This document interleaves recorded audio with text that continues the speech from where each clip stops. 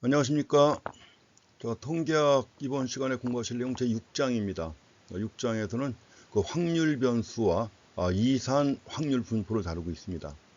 그래서 슬라이드가 좀 꽤 많은데 두 번에 걸쳐 가지고 확률 변수와 이산 확률 분포 보겠습니다. 자, 확률 변수는 영어로 랜덤 베리어블이라고 하는 것이고, 이산 확률 분포가 있는데 원래 확률 분포에는 연속 확률 분포하고 이산 확률 분포가 있습니다. 그중에서 이산이라고 할 땐 discrete probability distribution이라고 합니다. 먼저 확률 분포, 확률 변수하고 확률 분포에 대해서 일반적인 내용들을 본 다음에 그 내용 중 구분해 보고 나서 보겠습니다. 자, 우리가 확률 변수가 먼저 나왔습니다. 먼저 앞에서 우리가 변수 얘기했었죠. 변수, 반대말은 상수라고 했습니다. 상수, 컨스탄트 해가지고 일정한 크기를 갖다 갖는 값을 상수라고 합니다. 반면에 이제 변수라고 하는 것은 글자 그대로 변화하는 수죠. 근데 여기서 이제 확률 변수라고 해가지고 랜덤 베리어블이라고 합니다. 자, 이건 이제 확률 변수라고 하는 이유가 앞에서 봤지만 확률 실험의 결과예요. 확률 실험, 뭐 동전 던지기, 주사위 던지기 등등 확률 실험이죠. 그 확률 실험의 각 결과들에 대해서 하나의 실수입니다. 확률 실험의 각 결과들에 대해서 하나의 실수를 갖다 부여하는 변수를 확률 변수라고 합니다. 그래서 확률 변수가 이렇게 변수라고 하는 것이고, 이제 확률 변수의 값이 있죠. 또 확률 변수의 값이 있게 되는데, 확률 변수의 값은 하나의 수치로 나타낸 하나의 사건입니다. 수치로 나타나는 사건이기 때문에 numerical event라고 합니다. 확률 변수의 값. 그래서 뭐 가장 단순한 확률 변수 해가지고 동전 2번 던지기 실험이 있다. 확률 실험이죠. 앞면의 수. 자, 2번 던지기 실험에서 나타나는 앞면의 수라고 해서 확률 변수를 정의하게 되면, 자, 사건 뭐예요? 자, 헤드냐 테일이냐 하는 거죠. 그래서 이제 사건 두 가지 집합해가지고 헤드 테일 해가지고 이제 중괄호 써서 표시를 합니다. 중괄호. 는 이제 확률 변수 1인 수치로 나타나는 사건이죠. 확률 변수 1. 그래서 이제 앞면의 수라고 했기 때문에 앞면의 수는 확률 변수 1인 수치로 나타낸 하나의 사건이 되겠습니다. 그래서 확률 변수하고 확률 변수의 값 이렇게 해서 확인하시기 바랍니다. 자, 확률 변수에도 두 가지가 있습니다. 이제 이산 확률 변수가 있고 연속 확률 변수 해가지고 두 가지가 있습니다. 영어로 얘기하면 이산이라고 할 때는 discrete. 한자어가 사실 뭐 쉬운 한자어는 아닙니다. 연속이라는 말은 우리가 일상에서 늘 쓰는 용어지만 이산이라는 용어는 많이 안 쓰죠. 이산이라는 용어는 보통 이제 교과서에서나 볼 수 있는 그런 표현입니다.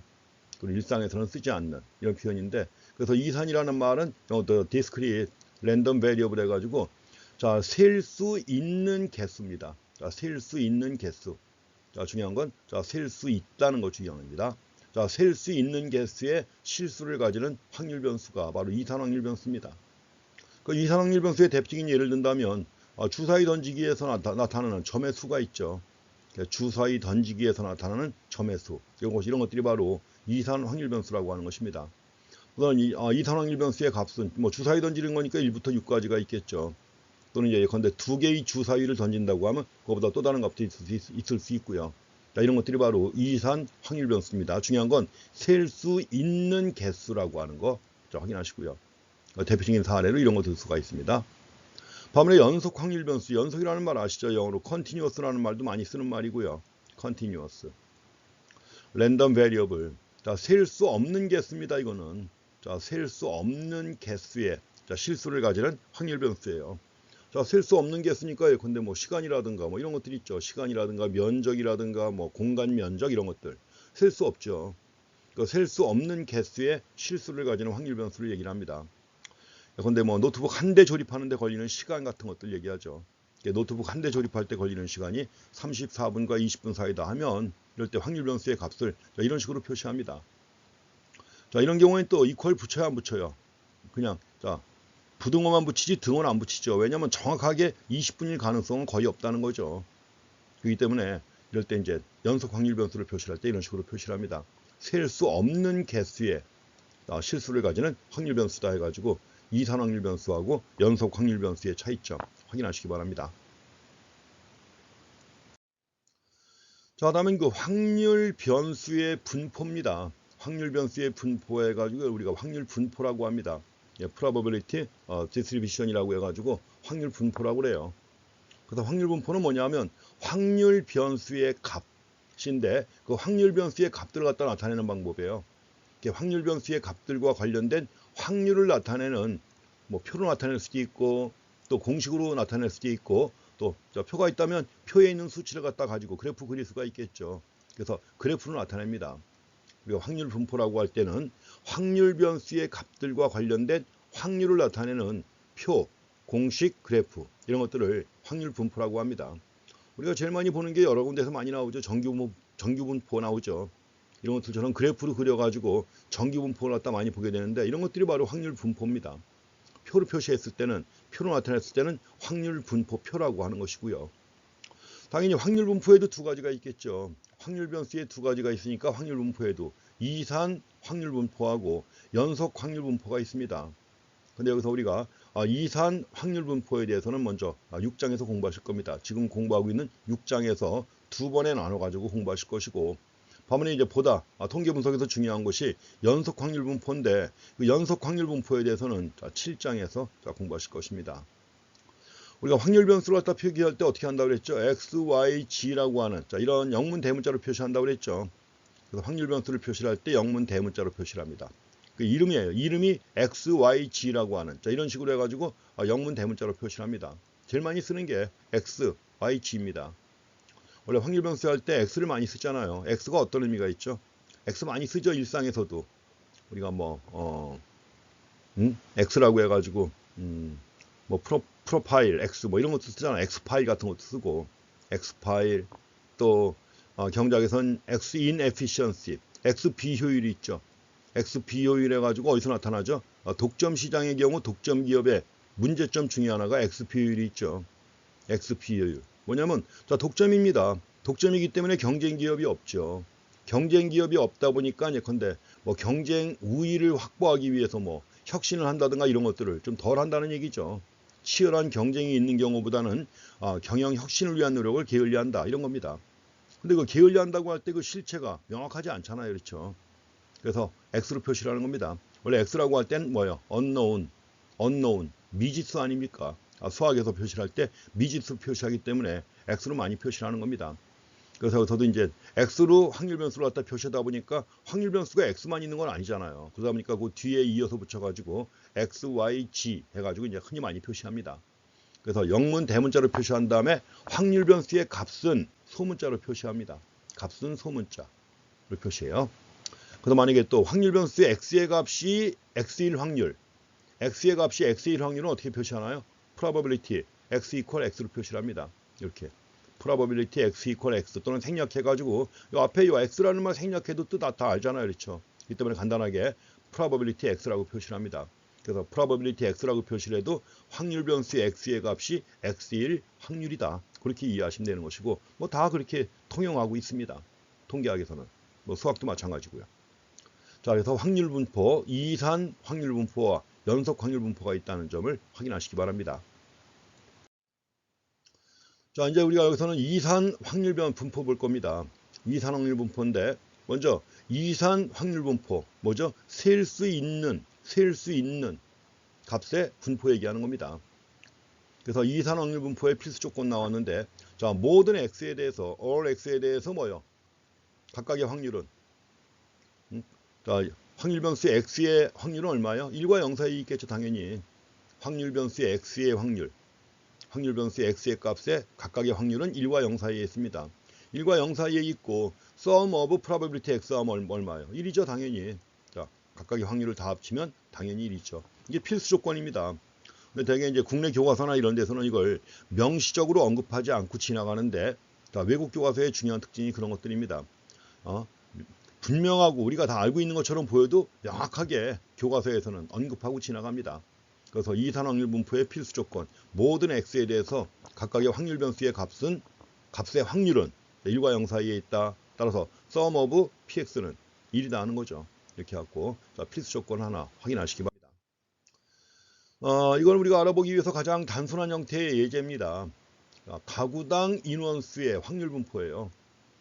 가구당 인원수의 확률 분포해가지고 미국에서 이제 바로 뭐 통계적 요약 같은 걸 냅니다. United States of 그다음에 Statistical Abstract 해가지고 냅니다. 자, 이것하고 비슷한 게 이제 한국에서도 매년 한국의 사회지표라고 해가지고 아주 뭐 한국인의 삶에 대한 짜잘한 내용들까지 다 통계로 만들어가지고 제시하고 있습니다. 최근 얼마 전에 이제 2019년 한국의 사회지표가 한국개발연구원 KDI에서 나온 바가 있고, 그게 나오다 보니까 이제 거기 나와 있는 여러 가지 통계를 갖다 이용해가지고 뭐 여러 사람들이 참 글도 참 많이 썼습니다. 통계와 관련된 거니까 재미있는 내용들이 많겠죠. 그래서 미국에서도 마찬가지로 미국인의 삶에 관한 다양한 정보, 그다음에 그 한국의 사회지표 보게 되면 뭐 우리가 많이 알고 있는 한국의 엔겔 개수라든가 뭐 이런 것들, 뭐 1인당 식물, 1인당 종이 사용량, 1인당 물 사용량 이런 것들을 갖다 다른 나라하고 비교해가지고 제시하고 있습니다. 뭐 그런 것들이 삶의 질과 관련된 거죠. 되게 과거에서도 이제 뭐 1인당 종이 사용량, 1인당 물 사용량 이런 것들도 그 나라 국민의 생활 수준과 관련된 중요한 지표입니다. 가지고 이제 다른 나라와 비교해서 많이 제시도 하고 했었는데 그런 짜잘한 내용들까지 다 통계가 나오고 있습니다. 그러니까 미국에서도 이게 나오고 있는데 여기서 이제 많은 질문 중에 하나가 우리도 관심 있는 것 중에 하나죠. 요새 뭐 1인 가구가 크게 증가하고 있다. 1인 가구가 증가하면서 뭐 혼밥이니 뭐 혼족이니 뭐 해갖고 많이 나오지 않습니까? 가구당 인원수에 관한 것들 관심이 있죠. 그래서 많은 질문 중에 하나가 가구당 인원수에 관한 내용입니다. 한 가구의 인원수가 얼마냐. 그래서 이제 이런 데이터를 갖다 요약해가지고 표를 제시합니다. 여기서 이제 물어보는 것은 가구당 인원수로 정의되는 확률 변수입니다. 확률 변수는 가구당 인원수예요. 그럼 가구당 인원수로 정의되는 확률 변수의 확률 분포를 구하라 하는 겁니다. 말씀드렸지만 확률 분포는 표로 나타낼 수도 있고 그 다음에 또 한 가지 그래프로 나타낼 수 있다고 그랬죠. 자, 두 가지 다 써서 한번 이 질문에 답해 보겠습니다. 자, 가구당 인원수의 확률 분포가 나왔습니다. 가구당 인원수 해가지고 가구니까 최소한도 1이겠죠. 1부터 해가지고 쭉 나와가지고 한국의 경우 과거에 제일 많았던 것이 4인 가족이죠. 4인 가족이 제일 많았다가 그 다음에 이제 3인 가족의 비중이 높아지다가 근래에는 뭐예요? 자, 2인 가구죠. 2인 가구. 결혼한 다음에 자녀 없이 사는 겁니다. 최근에 아예 결혼도 안 하니까 뭐 1인 가구가 크게 증가하고 있죠. 미국도 상당히 됩니다. 1인 가구가. 자, 그래갖고 이렇게 해갖고 이제 각각의 가구당 인원수 해가지고 가구 수를 100만 가구 단위로 해가지고 제시해 놨습니다. 그래서 이제 1억 1600만 가구예요. 1억 1600만 가구. 미국이니까 1억 1600만 가구를 대상으로 해가지고 7 이상인 경우까지 해가지고 이제 표로 만들었습니다. 이거는 확률 분포인데 이걸 표로 만든 거죠. 자, 표로 만들어서 이렇게 해갖고 1억 1600만 가구 해갖고 해놨으니까 그 다음에 이 가구 수를 갖다 어떻게 또 정리를 해야죠. 어떻게 할까요? 상대 도수를 갖다 구해야죠. 상대 도수. 31, 이게 31%가 아니란 말이에요. 그렇죠. 상대 도수를 갖다 구해야 하는 것입니다. 그래서 확률 분포는 상대 도수에 의해서 추정될 수 있습니다. 상대 도수는 어떻게 구하는 거예요?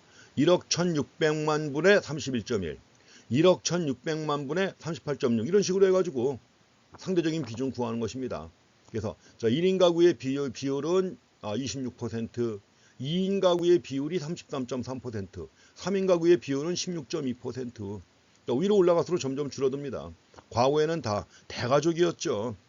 한 가구 안에 할머니, 할아버지, 심한 경우엔 뭐 증조 할머니까지 다 함께 살았단 말이에요. 손주, 손녀까지. 근데 지금은 그런 게 없어졌으니까 뭐 7 이상인 가구가 남아 있습니다. 남아 있는데 아주 작은 비중이죠. 자, 이거 다 합치면 얼마가 됩니까? 다 합치면 0.268.333 했으니까 다 합치면 1이 되는 거죠. 1.000 되는 겁니다. 그 되는 경우 이제 상대 도수에 의해서 추정되는 것이고, 그래서 만약에 가구 인원수가 가구당 인원수가 3일 확률이 얼마냐? 가구당 인원수가 3일 확률은 자, probability x equal 3. x equal 빼가지고 간단하게 표시할 때 probability 3 표시했죠. 얼마입니까? 여기죠. 자, 0.162가 되는 거죠. 0.16이니까 16.2%라는 게 나오죠. 가지고 확률 분포해가지고 자, 가구 인원수가 자, 3명일 확률 16.2%예요. 이런 식으로 해가지고 이제 추정할 수 있습니다. 또 이거 가지고 예컨대 임의로 선택된 가구의 인원수가 적어도 4인 이상일 확률. 자, 임의로 선택된 가구의 인원수가 적어도 4인 이상이라고 했습니다. 4인 이상이니까 여기서는 4를 포함합니다. 근데 이것도 이제 국내에서 번역해가지고 제시한 거니까 이렇게 나와 있지, 외국 교과서 볼 땐 주의하셔야 돼요. 왜냐면 이상이라고 나왔을 때 우리가 알고 있는 어버브예요. 어버브라고 했을 때 해당 수가 포함이 안 되는 경우가 꽤 나옵니다. 그거 주의하셔야 돼요. 그래서 이제 만약에 그걸 초과하는 경우에는 넘어서 그걸로까지 포함하는 경우 이제 우리가 뭐 초과한다 이런 표현까지 쓰는데 적어도 이제 원서 볼 때는 정확하게 그 책에서 뭘 의미하는지 명확하게 살피셔야 됩니다. 적어도 4인 이상일 확률이니까 당연히 뭐요? 자, 4명일 확률, 5명일 확률, 6명일 확률, 7명 이상일 확률을 다 더해야 되겠죠. 다 더하면 됩니다. 그래서 자, 이거는 이제 probability x가 4보다 크거나 같은 확률이에요. 4인 이상이라고 했습니다. 4인 이상이라고 했기 때문에 4보다 크거나 같은 확률이죠. 가지고 이제 x가 4보다 크거나 같은 확률 표시해 놓은 겁니다. 그러니까 결국 뭐예요? x가 4일 확률, x가 5일 확률, 6일 확률, 7 이상일 확률 다 더하면 되겠죠. 그 확률 다 더해가지고 0.237이 나옵니다. 즉 23.7% 또는 0.237 해갖고 자, 확률이 나옵니다. 자, 또 한 가지 사례가 나오는데 자, 뮤추얼 펀드 판매 수의 확률 분포입니다. 뮤추얼 펀드를 얼마나 팔았느냐 하는 거죠. 뮤추얼 펀드 판매 수의 확률 분포. 한 뮤추얼 펀드 판매원이 내일 자, 3명의 사람에게 전화를 걸도록 준비했다. 자, 과거의 경험에 비추어 볼 때 이 판매원은 각각의 전화마다 판매를 성사시킬 확률은 20%라는 걸 알고 있습니다. 과거의 경험에 의해서 알고 있죠. 그래서 전화 걸 때마다 판매를 성사시킬 확률은 20%, 실패할 확률은 80이죠, 당연히. 그럼 이제 여기서 이 판매원이 판매를 갖다 성사시키는 수의 확률 분포를 구하라는 문제입니다. 확률 분포를 구하라. 그러면서 이제 S가 만약에 판매 성공을 나타낸다, 석세스입니다. 판매 성공이 석세스라면 자, 석세스의 확률이 얼마요? probability success는 0.20이죠. 그러면 자, success complement 자, XSC라고 쓰면 되겠죠. complement. 앞에서 우리가 여사건의 법칙에서도 썼던 용어입니다. complement. 그래서 만약에 S complement 하게 되면 뭐예요? 판매를 성공시키지 못하는 사건이 되겠죠. 그래서 probability S complement 얼마예요? 0.80이죠, 당연히. 이렇게 해가지고 이제 제시했습니다. 여기서 이제 전화를 한 번 건 다음에 그 다음에 또 걸고 계속 거는 거예요, 순서대로. 그래서 근데 전화를 첫 번째 걸었다. 첫 번째 걸었을 때 성공 확률 0.2. S 컴플먼 0.8. 자, 성공한 상태에서 두 번째 전화를 또 걸었습니다. 두 번째 전화 걸었을 때 성공 확률 0.2. 자, S 컴플먼 0.8 이렇게 되겠죠. 자, 두 번 다 성공한 상태에서 세 번째로 전화를 또 했다. 이럴 때 자, 성공할 확률 0.2. 자, 실패 확률 0.8입니다. 가지고 자, 이런 식으로 해가지고 이걸 확률나무라고 그래요. 확률나무. 그래서 probability tree라고 해서 많이 쓰는 거죠. 이것도 확률나무. 이제 순차 게임의 일종의 차례대로 자, 첫 번째 전화 끝나고 난 다음에 성공 실패. 이 상태에서 자, 성공한 상태에서 전화를 또 했다. 실패한 상태에서 전화 또 했다. 이런 경우죠. 그러니까 순차적으로 사건이 발생하는 겁니다. 그랬을 때 근데 첫 번째 가지의 경우에는 뭐죠? 다 성공한 거예요. SSS. 두 번째 가지는 뭐죠? 두 번 성공하고 마지막에 실패한 거죠. SS, S 컴플먼트. 이런 식으로 해가지고 사건을 다 제시합니다. 사건을 다 제시한 다음에 그 다음에 뭐요? X값을 제시하는 거죠. X값. 자, 3번 성공했죠. 자, 3번 성공했으니까 X는 3이 되는 겁니다. 두 번 성공했으니까 2가 되는 것이고 여기서도 두 번 성공했죠. 2. 여기서는 한 번만 성공했죠. 1입니다. 이런 식으로 해가지고 보면 맨 마지막에는 뭐 3번 다 실패한 거죠. 0이죠. 이렇게 표시를 합니다. 가지고 이제 각각의 확률 구하니까 어떻게 될까요? 각각의 확률 구하면 0.2 곱하기 0.2 곱하기 0.2예요. 그 3번 다 성공하는 확률은 0.008입니다. 0.2 곱하기 0.2 곱하기 0.8 하니까 0.032가 나오고 이런 식으로 구하는 겁니다. 그래서 이제 각각의 자, X 3번 다 성공했을 때 3번 다 성공한 것에 X가 3일 확률 0.008, X가 2일 확률 0.032 이런 식으로 다 구해지는 거예요. 가지고 뮤추얼 펀드 판매수의 확률 분포인데 이렇게 확률나무로 표시해가지고 어차피 전화야 한 번 전화한 다음에 성공 실패한 다음에 또 전화 또 거는 거고 이런 식으로 애들 하는 거니까 확률나무 이용하면 쉽게 상황을 파악할 수가 있습니다. 자, 확률나무에서 나온 내용을 갖다 다시 또 정리할 수가 있죠. X가 0부터 3까지 있죠. 0부터 3까지. 가지고 각각의 확률을 갖다 요약해 놓은 것입니다. 0일 확률 0.512. 자, 3일 확률 아까 0.008이었죠. 이렇게 해가지고 이제 확률을 갖다가 요약해서 자, 제시한 내용입니다. 자, 여기까지 보시고 다음에 이제 자, 모집단과 확률 분포에 관해서 보겠습니다. 모집단과 확률 분포. 원래 그 확률 분포라고 하는 게 모집단의 특성을 나타내죠. 모집단의 특성이라고 할 때 중요한 게 모수 아닙니까? 모집단의 특성이 모수인데 모평균, 모분산, 모표준 편차 이런 것들이죠.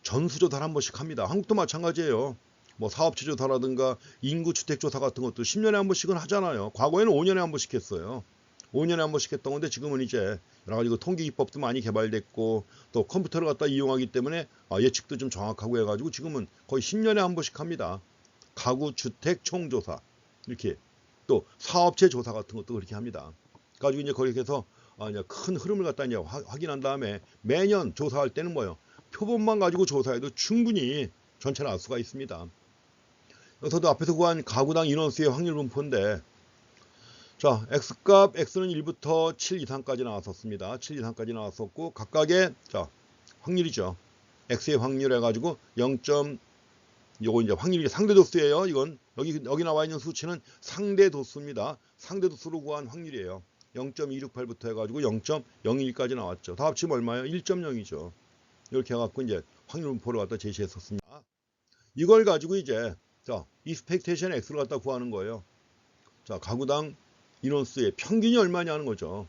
자, 뮤 구하는 겁니다. 뮤 구하는 건데 뮤는 어떻게 구해요? sum of xpx죠. 1 곱하기 p1, 2 곱하기 p2 이런 식으로 해가지고 7 곱하기 p7까지 다 구합니다. 그래서 주어진 데이터 가지고 다 구하면 다 더하기만 하면 되는 거예요. 이거는 평균이지만 각각의 변수에 대해서 가중치가 붙기 때문에 이거는 그냥 더하기만 하면 되는 거죠.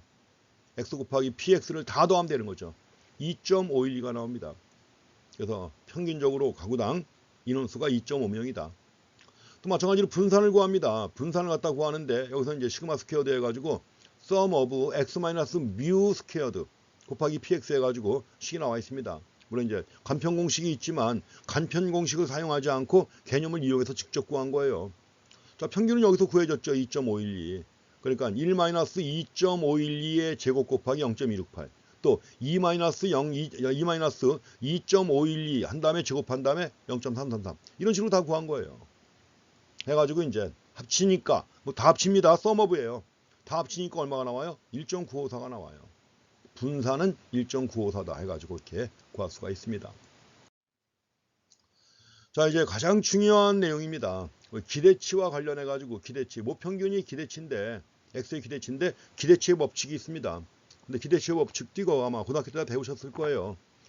자, C는 컨스탄트입니다. 상수예요. C는 컨스탄트 상수입니다. 상수의 기대치는 얼마예요? 상수는 일정한 값을 갖는 거 아니에요. 그렇다면 상수의 기대치는 얼마다? 상수값입니다. 자, 상수의 기대치는 그 값 그 자체예요. 그 다음에 x 더하기 c의 x는 변수입니다. x 더하기 c의 기대치는 얼마냐? x의 기대치 더하기 뭘까요? 자, c의 기대치는 c니까 그냥 나오죠. 그 다음에 자, c 곱하기 x의 기대치는 자, c는 그대로 밖으로 나오면 됩니다. 밖으로 나오면 되는 거니까 자, c 곱하기 expectation x가 되겠죠. 기대치의 법칙이에요. 기대치의 법칙인데 항상 확인하셔야 되고. 자, 또 한 가지 있습니다. 분산의 법칙이 있습니다. 분산의 법칙이 있는데 상수의 분산은 얼마다? 상수는 일정한 값 아니에요. 일정한 값이니까 분산이 당연히 제로죠. 상수의 분산은 제로입니다. 그 다음에 자, 변수 x 더하기 c의 분산은 얼마냐? 자, x의 분산하고 그 다음에 c의 분산은 얼마라고 그랬어요? c의 분산은 0이라고 그랬죠. 그러니까 자, x 더하기 c의 분산은 x의 분산이에요. 그 다음에 cx의 분산. 자, cx의 분산인데 여기서 c가 밖으로 나오게 되면 제곱을 해야 돼요. 그래서 c 스퀘어드 곱하기 x의 분산입니다. 분산의 법칙이에요. 자, 상수의 분산은 0이다. 변수 더하기 상수의 분산은 변수의 분산. 그리고 자, 상수 곱하기 변수의 분산은 상수 제곱 곱하기 x의 분산. 이렇게 나오는 거예요. 자, 분산의 법칙이라고 합니다. 이걸 이용하게 되면 여러 가지 복잡한 상황도 쉽게 계산할 수가 있습니다. 그래서 지금 본 내용을 갖다가 활용하는 월간 이윤의 모집단 특성을 보는 겁니다. 월간 이윤의 모집단 특성. 자, 한 컴퓨터 가게가 있는데 월간 매출액의 평균은 25,000달러입니다. 표준 편차는 4,000달러다.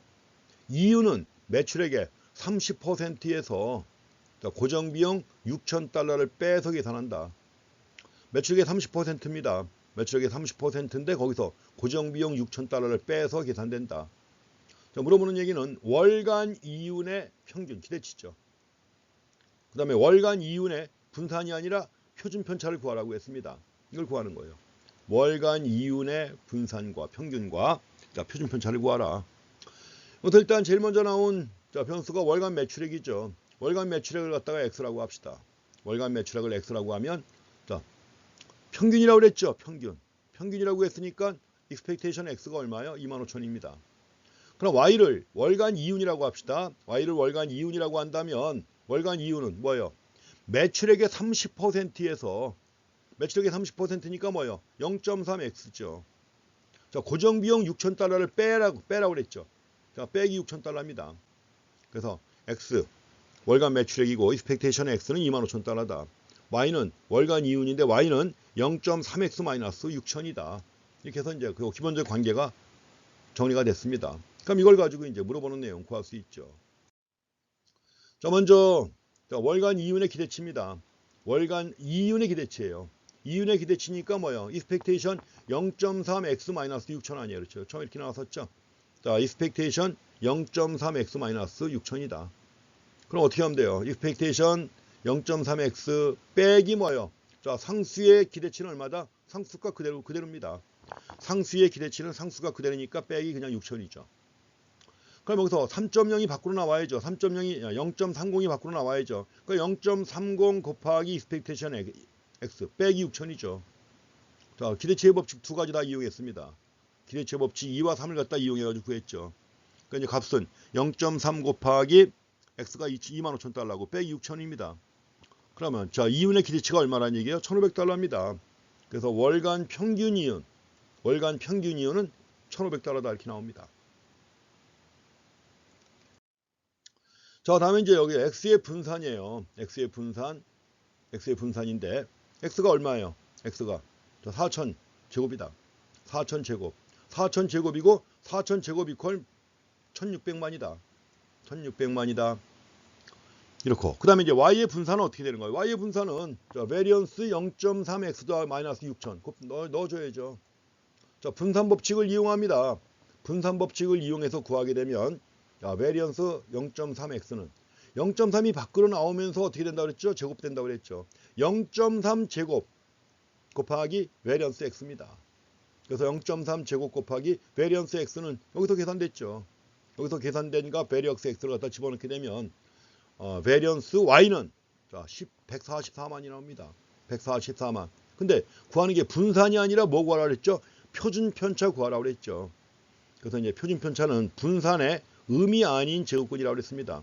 의미 아닌 제곱근이니까 따라서 자, 루트 144만 루트 144만 하니까 1200이 나오는 거예요. 이렇게 해서.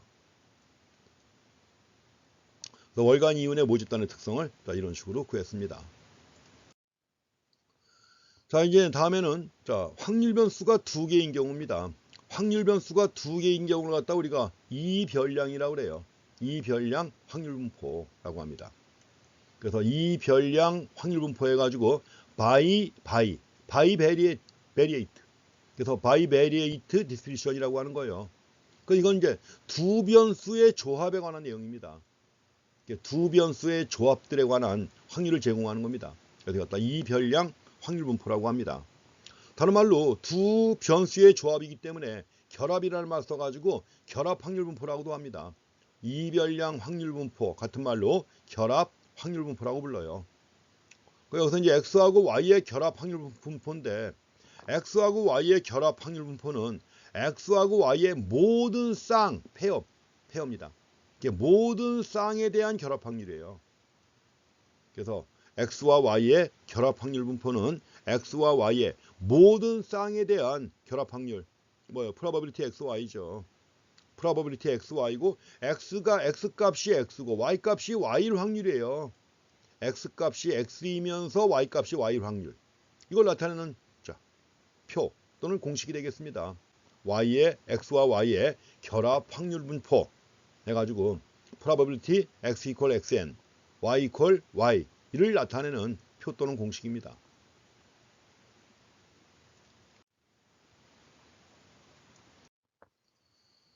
이산 이별량 확률 분포입니다. 이산 이별량 확률 분포. 여기서도 마찬가지로 이산 이별량 확률 분포의 자 필수 조건입니다. 그래서 요거 x equal x and y equal y일 확률이죠. 그러니까 1과 0 사이에 있습니다. 각각의 확률은. 자, 변수가 두 개이기 때문에 sum of인데 sum을 두 개로 합니다. x에 대한 sum of, y에 대한 sum of 해가지고 p, x, y 하게 되면 얼마가 되는 거예요? 1이 되는 거죠. 당연히. 확률을 다 합치면 1이 됩니다. 자, 이산 이별량 확률 분포의 가장 기본적인 조건입니다. 다 똑같습니다. 다 아시는 거고요. 여기서도 예를 들어서 한번 보겠습니다. 여기서도 주택 판매 수의 이별량 확률 분포입니다. 세비야하고 이베트 두 사람이 있습니다. 둘 다 부동산 중개업자인데 여기서 이제 X는 자, 세비야가 한 달 동안 판매하는 주택의 수고요. Y는 이베트가 한 달 동안 판매하는 주택의 수를 나타냅니다. 그래서 이제 과거 월간 주택 판매 수에 기초해 가지고 자, 결합 확률 분포가 나옵니다. 자, 가로치기 X가 되는 것이고요. 세로치기 Y가 되는 거죠. 그래서 자, 0, 1, 2. 자, 한 달에 한 채도 못 팔 확률. 한 채도 못 팔고 하나 팔고 두 개 팔고.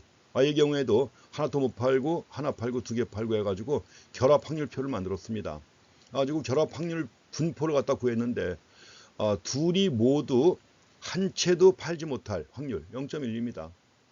둘이 모두 두 채씩 팔 확률은 0.01. 이런 식으로 해가지고 결합 확률 분포를 갖다가 제시해 놨습니다. 가지고 y가 0일, y가 0이면서 이베트가 한 채도 못 팔면서 세비어가 0일 확률, 1일 확률, 2일 확률 다 더하니까 0.6이 나오고 여기서 이베트가 한 채를 팔면서 세비어가 하나도 못 팔 확률, 하나 팔 확률, 두 개 팔 확률 해가지고 구하니까 다 합치니까 0.3이 나옵니다. 상대적인 거죠. 같은 지역에서 하는 거니까 이제 한 사람이 많이 팔면 다른 사람은 적게 팔 수밖에 없는 것이고 이런 식으로 해가지고 다 구해놨더니 다 합은 얼마죠? 1.0이죠. 당연히. sum of x, sum of y 해가지고 pxy가 1이었잖아요. 그러니까 다 합치면 1이 되는 것입니다. 결합 확률 분포의 값을 다 합치면 1이다 하는 것이죠. 자, 이걸 가지고 이제 여기서 우리가 한계 확률을 먼저 확인해 보셔야 됩니다. 한계 확률인데 한계 확률은 다른 게 아니라 여기서 맨 아래 나와 있는 요거 있죠. 0.4, 0.5, 0.1. 이거는 뭐예요? 세비어가 하나도 못 팔고 하나 팔고 두 개 팔고 할 확률들 쭉 나열한 거죠. 세비어가 한 달에 요건 예컨대 세비어가 한 달에 1이니까 한 달에 한 개 주택을 판매할 확률이죠. 세비어가 한 달에 한 개 주택을 판매할 확률은 자, px equal y equal 0.5입니다. 이렇게 나오고. 그 다음에 자, 서축에 나와 있는 0.6, 0.3, 0.1은 뭐예요? 마찬가지로 이베트가 이제 판매할 확률을 갖다가 표로 만든 겁니다. 자, 이산 결합 확률표에서 x, y를 갖다가 이제 분해해가지고 제시한 다음에 이걸 함께 결합해서 제시하는 거죠. 이럴 때 이걸 우리가 한계 확률이라고 한다는 거 얘기했었죠. 뭐 한계 확률은 한계라는 개념은 여러분들이 워낙 익숙하니까 자, 그렇게 해서 이제 판단하시면 되겠습니다. 자, 이걸 가지고 이제 어떻게 활용할 것인가 하는 거죠. 자, 확률 변수 x하고 확률 변수 y에 일단 자, 모평균, 모분산, 모표준 편차를 갖다가 앞에서 한 것처럼 구해봐야 되는데 x하고 y의 모평균, 모분산, 모표준 편차를 갖다 구하고자 할 때 각각의 한계 확률 분포를 사용합니다. 각각의 한계 확률 분포를 사용한다. 그래서 처음에 주어진 확률표 나와 있죠. x가 0, 1, 2, probability x는 0.4, 0.5, 0.1. 앞에서 구했던 방법하고 같은 방법으로 구하는 거예요. 그 x의 경우, y의 경우 일단 1별량 확률 분포의 경우와 동일한 방법으로 구합니다. 그래서 x의 기대치 구하니까 0.7, x의 분산 구하니까 0.41. 그 다음에 시그마 서브 x 구하니까 이건 뭐예요? 이거 표준 편차죠. 자, 표준 편차 구하니까 0.64가 나옵니다. y의 경우에도 y의 기대치는 0.5, y의 분산은 0.45, y의 표준 편차는 0.67 해가지고 앞에서와 똑같은 방법으로 구합니다. 여기서 이제 구해야 될 게 뭐가 있냐면 공분산이라는 게 있습니다. 코베리언스라고 해서 공분산. 공분산에 대해서는 개념은 봤었죠. 앞에서 우리가. 공분산 해가지고 이제 변동성의 척도 얘기하면서 공분산 얘기했습니다. 그리고 이제 변동성의 척도하고 이제 거기 선형관계의 척도 얘기하면서 나왔던 개념이죠. 자, 두 이산 확률 변수의 공분산이에요. 자, 공분산은 어떻게 정의가 되느냐? 자, 공분산 해가지고 코베리언스 XY입니다. 코베리언스 XY 해가지고 자, sum of x 마이너스 뮤 x죠. 자, 뮤 x는 x의 모평균입니다. y 마이너스 뮤 y입니다. 뮤 y는 y의 모평균이에요. 그 다음에 두 개 곱하면 되겠죠. 각각 하나 있을 때는 제곱을 했지만 여기서는 확률 변수가 두 개이기 때문에 그냥 곱하면 됩니다. 곱한 다음에 뭐요? 곱한 다음에 결합 확률 곱해줍니다. 자, pxy 곱해주면 되는 거죠. 간편 공식이 있지만 물론 이제 강편 공식은 이제 신경 쓰지 않습니다. 자, 그래가지고 이렇게 해서 공분산을 갖다가 정의할 수 있습니다. 자, 공분산은 앞에서 얘기한 것처럼 x하고 y 간의 뭐예요? 선형관계의 방향이에요. 방향. 자, 공분산은 선형관계의 방향에 대한 척도가 됩니다. 방향에 대한 척도가 된다. 그러니까 이걸 통해서 이제 우리가 방향이니까 양의 선형관계, 강도는 아닙니다. 강도가 아니라 선형관계의 방향이에요. 그러니까 이걸 통해서 양의 선형관계, 또 음의 선형관계, 선형관계 없음 판단할 수 있습니다. 공분산을 가지고.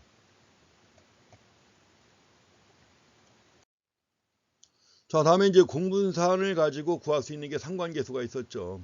자, 지금 우리가 보는 게 이별량 확률분포에 대해서 상관계수입니다. 자, 상관계수는 어떻게 정의해야 될까요? 똑같습니다. 코베리언스 XY 공분산이에요. 공분산 나누기 X의 표준편차, Y의 표준편차 곱한 값이죠. 이렇게 해갖고 자, 상관계수, 모 상관계수는 로라고 표시했었죠. 모 상관계수로, 자, 표본 상관계수는 R로 표시합니다. 모 상관계수는 로. 그래서 코베리언스 XY 나누기 자, 시그마 X 곱하기 시그마 Y가 되는 겁니다. 근데 상관계수는 마이너스 1과 0 사이의 값이 있죠. 선형관계의 뭐예요? 강도입니다. 강도. 우리가 앞에서 봤던 요 공분산만 가지고는 선형관계의 방향을 보여주는 주는 것이고, 선형의 강도를 측정하고자 할 때는 뭐예요? 상관계수를 구해야 합니다. 자, 상관계수의 값은 마이너스 1과 1 사이의 값을 갖는다는 거 알고 계시죠? 이렇게 해서 상관계수를 정의할 수가 있습니다. 그럼 앞에서 봤던 예제를 가지고 이별량 확률 분포의 특성을 갖다가 이제 확인해 보시기 바랍니다. 일단 먼저 x와 y의 공분산 구하고 코베리언스 구하고 상관계수를 갖다 계산합니다. 자, 이거 구하려면 제일 먼저 공분산 구해야죠. 코베리언스 xy 구해야 합니다. 코베리언스 xy 해가지고 sum of x 마이너스 뮤 x 곱하기 y 마이너스 뮤 y 곱하기 pxy입니다. 그래서 이렇게 갖고 이걸 구하게 되면 0 마이너스 0. 자, 평균이 얼마였어요? 평균이 x의 평균 가지고 이제 0 마이너스 0.7, 0 마이너스 0.5 곱하기 뭐요? 0.12죠. 0.12. 그 다음에 또 마찬가지로 1 마이너스 0.7, 1 마이너스 0.5 곱하기 0.42. 이런 식으로 해가지고 다 계산해서 합치는 겁니다. 자, 공분산이 얼마 나와요? 마이너스 0.15가 나옵니다. 마이너스예요. 마이너스. 말씀드린 것처럼 자, 공분산은 선형관계의 방향을 제시한다고 그랬죠. 마이너스니까 음의 관계 아니에요. 음의 관계고. 자, 이제 강도를 갖다 알기 위해서는 뭐예요? 자, 로를 구합니다. 상관계수. 자, 상관계수 로를 구하니까 코베리언스 XY 나누기 시그마 X 곱하기 시그마 Y 나누면 되겠죠. 그래서 마이너스 0.15를 갖다가 요거 곱한 값으로는 안 나눠줍니다. 얼마가 돼요? 마이너스 0.35가 되겠죠. 자, 이제 자, 공분산은 마이너스 0.15가 나왔고 상관계수는 마이너스 0.35가 나왔습니다. 이걸 통해서 일단 자, 두 변수 간의 약하죠? 마이너스 0.35면 마이너스 1에 가깝지만 뭐 크게 마이너스 1에 가까운 것도 아니잖아요. 마이너스 1에 아주 가깝다면 강하지만 그렇지 않죠. 그렇기 때문에 약한 음의 선형관계가 존재한다고 결론 내릴 수가 있습니다. 두 변수 간의 약한 음의 선형관계가 존재한다 하는 겁니다. 그러니까 결국 이 세비야하고 이베트가 같이 중개인으로서 주택을 사고 팔지만 한 사람이 많이 팔면 다른 사람이 적게 파는 건 틀림없죠. 근데 그 관계가 강하지는 않다는 거죠. 약하다. 그리고 분명히 누군가 많이 팔면 다른 사람은 적게 파는 건 틀림없죠. 왜? 음의 선형관계니까. 그렇지만 관계가 강하지는 않다는 걸 확인하시기 바랍니다. 그러니까 결국 이제 두 사람이 서로 의존하는 것도 있지만 각자의 마케팅 능력도 중요하죠. 각자의 마케팅 능력에 따라서 많이 팔고 적게 팔 수가 있다는 겁니다. 그 둘이 티격태격 싸울 필요는 없죠. 그렇죠? 약한 관계가 존재하기 때문에 뭐 싸울 필요는 없습니다. 둘이 그냥 협력하면 되는 거죠. 자, 다음에 두 변수의 합을 갖다가 구합니다. 두 변수의 합.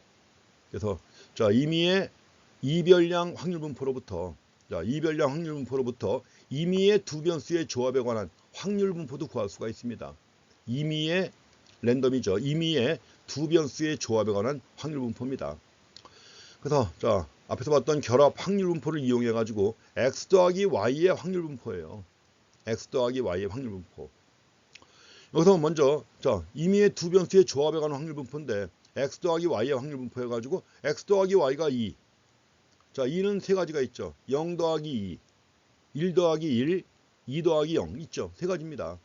그래서 이제 0과 2의 확률, 1과 1의 확률, 2와 0의 확률 구한 다음에 다 더하면 되는 거죠. 0.19가 나옵니다.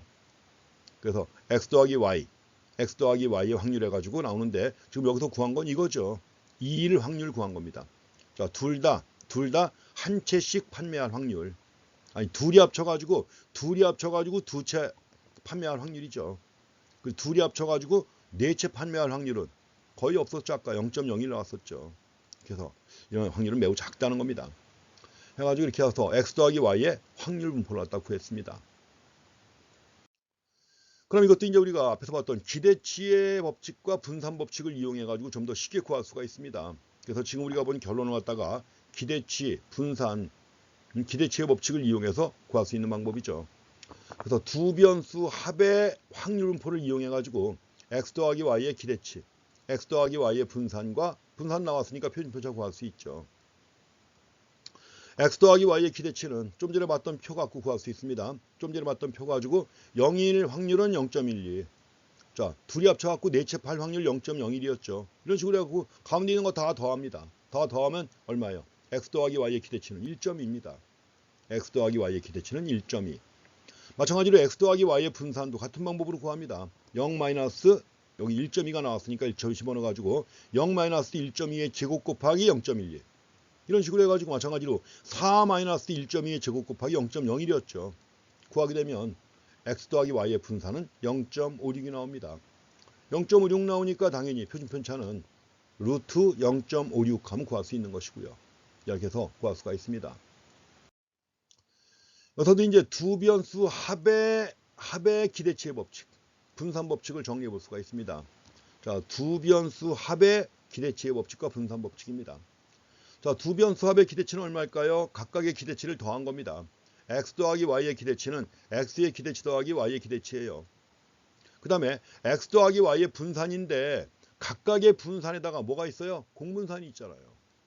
근데 공분산은 2 곱하기입니다. 우리가 지금까지 많이 봤던 수학식에서 가장 기본이죠.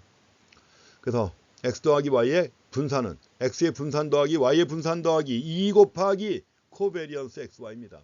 2 곱하기 공분산이라고 하는 거. 그래서 주의해서 할 것은 2를 갖다 곱합니다. 주의하셔야 돼요. 그럼 만약에 xy가 y가 독립이라면 세비하고 이베트가 완전히 독립해요. 서로 영향을 안 미쳐요. 그럼 공분산은 얼마일까요? 제로겠죠. 공분산이 제로라고 하면 x 더하기 y의 분산은 x의 분산 더하기 y의 분산이 되는 것이죠. 이걸 이제 포트폴리오 분산 투자와 자산 배분에 한번 응용해 봅니다. 응용은 이건 지금까지 보는 내용은 쉬운 내용들이죠. 그래서 두 주식으로 구성된 포트폴리오가 있습니다.